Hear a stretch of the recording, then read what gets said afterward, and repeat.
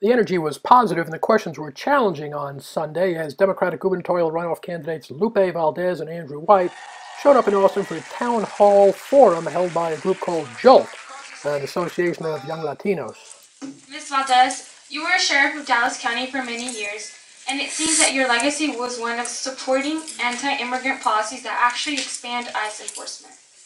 Given that, one, the Dallas community walked out of your forum with ICE saying that you turned your backs on them.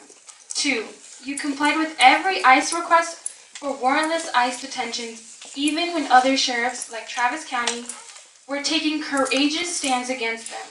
And 3, you opened the county's facility doors to ICE and even entered a bed renting arrangement.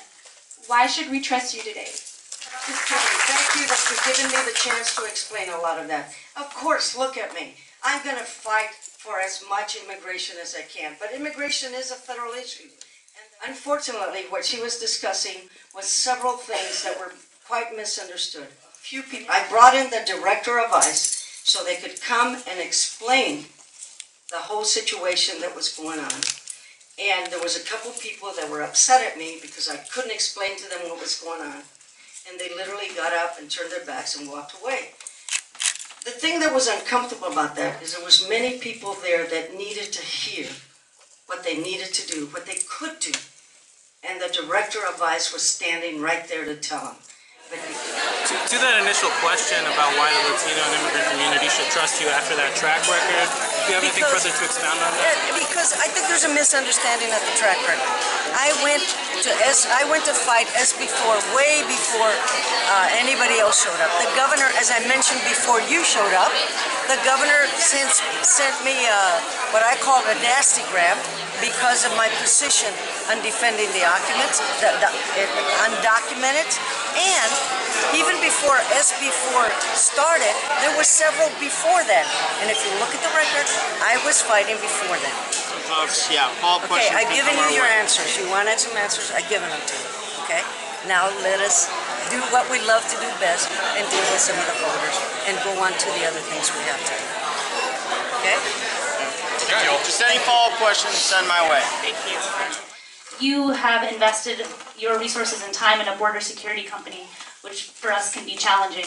Can you explain how, why you made that decision and how that won't be a contradiction for you as in the role as governor? Absolutely, absolutely. The business that I invested in is a technology business that can tell if someone's inside of a tractor trailer. And it's being used on the border in our country to a certain extent, but mostly in other countries, to make sure that sex trafficking is not happening, to make sure that if there are people in the back of that truck, they're not dying from heat exhaustion or dehydration.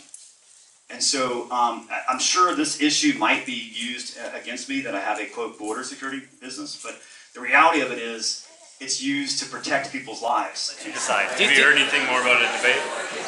We've been wanting to have a debate since the day after the primary. We've accepted every invitation we've been given about a debate. And we don't have a debate. So I'll let you figure out why we don't have a debate. Right. Do you think we saw anything in there today that might indicate why she might have a reluctance to debate? When she dodged the question from the young lady from Dallas about her record in Dallas as sheriff, I think that would be indicative of why she's not interested in debating. She didn't want to answer the question. Why do you think she doesn't want to answer it? Well, because the record doesn't reflect well on her at all. Later Sunday, after hearing from both candidates, the Hispanic organization announced its endorsement of White to be the Democratic nominee to challenge Republican Governor Greg Abbott in November.